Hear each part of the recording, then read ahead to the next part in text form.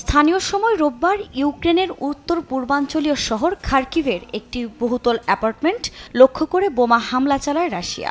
এতে মুহূর্তেই ভবনটির ৯ তলায় আগুন ধরে যায়। দ্রুত ঘটনাস্থলে পৌঁছে আগুন নিয়ন্ত্রণে আনেন দমকল কর্মীরা।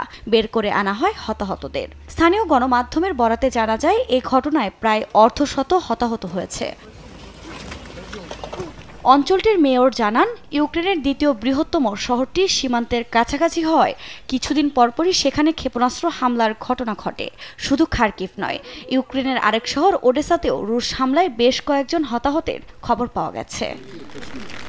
এই যখন পরিস্থিতি, ঠিক তখনই রাশিয়ার গভীরে সামরিক লক্ষ্যবস্তুতে হামলার অনুমতি দেওয়ার আহ্বান পুনর্ব্যক্ত করেছেন ইউক্রেনের প্রেসিডেন্ট ভলোদিমির জেলেনস্কি।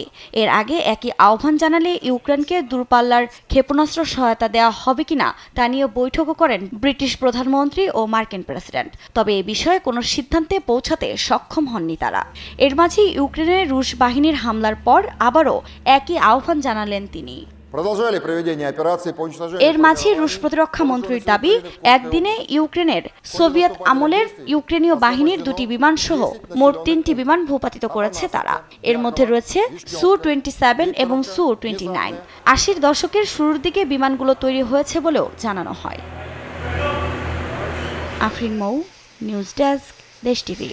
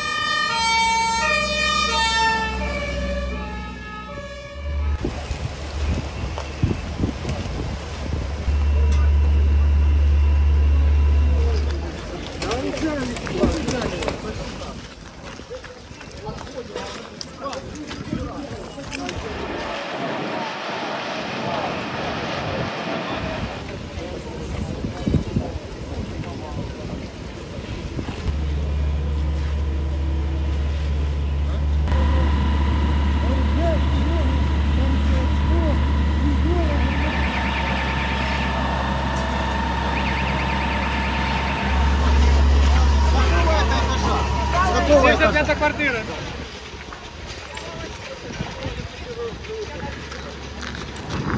Сейчас